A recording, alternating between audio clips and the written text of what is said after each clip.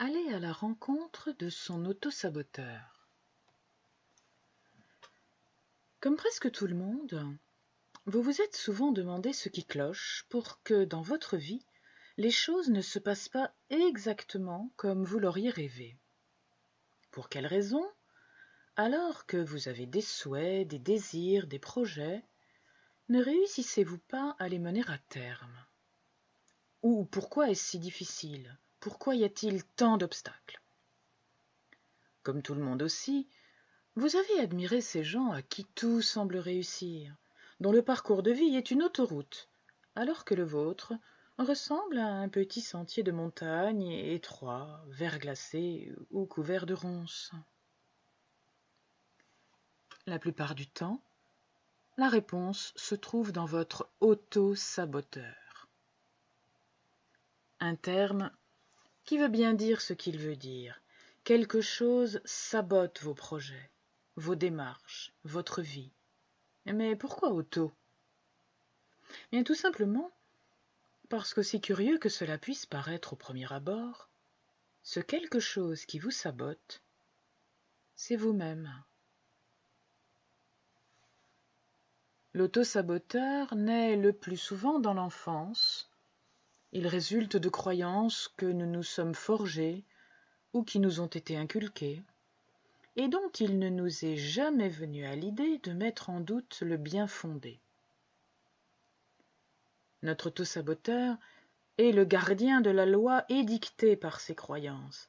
Il veille à ce que nous les respections en nous les rappelant constamment, ce qui nous oblige à tourner en rond dans des comportements récurrents, sans pouvoir en sortir, puisque dès que nous essayons de le faire, un signal d'alarme se déclenche sous forme de mal-être, de peur, d'incapacité de passer à l'action.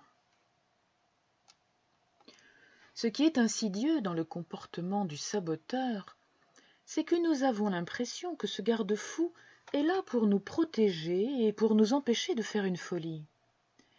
Nous lui accordons donc notre confiance et notre gratitude.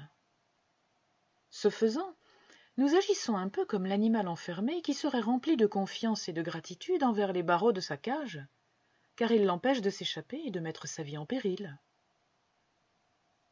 Mais de même que cet animal ne se rend pas compte que sa vie, sa vraie vie, est à l'extérieur de la cage, et que même si elle présente quelques risques, quelques dangers, c'est cette vie-là pour laquelle il est né.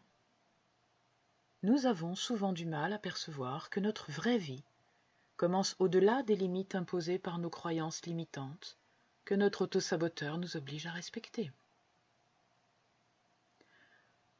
Pour nous échapper de la cage, nous devons tout d'abord être conscients qu'il existe une porte. Tant que nous ne sommes pas dans cette conscience, nous tournons en rond. Certains durant une vie entière. Se rendre compte qu'il existe une sortie est une prise de conscience importante, mais ne résout pas pour autant tout le problème. Dans un deuxième temps, il convient de déterminer de quoi les barreaux sont faits. En d'autres termes, nous devons trouver quelles sont ces croyances qui font partie de nous depuis si longtemps, qui nous enferment et qui légitiment notre auto-saboteur.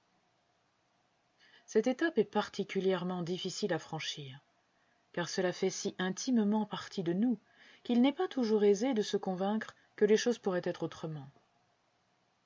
Il est souvent utile, quelquefois même indispensable, de se faire accompagner pour réussir à découvrir cela.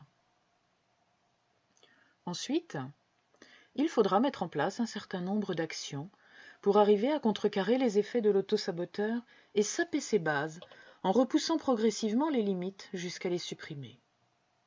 Entendons-nous, il n'est pas question d'avoir un comportement inconscient, ni de se mettre réellement en danger.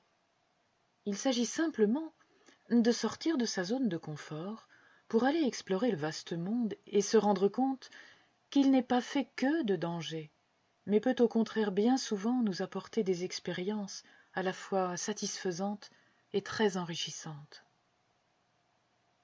À partir du moment où son auto-saboteur est connu et maîtrisé, une personne peut changer du tout au tout, prendre confiance, passer à l'action et s'épanouir de manière visible et étonnante. Le chemin de la connaissance de soi n'est pas toujours, pas souvent, facile à parcourir. Mais le jeu en vaut la chandelle, car il mène vers des contrées merveilleuses, où il fait si bon vivre.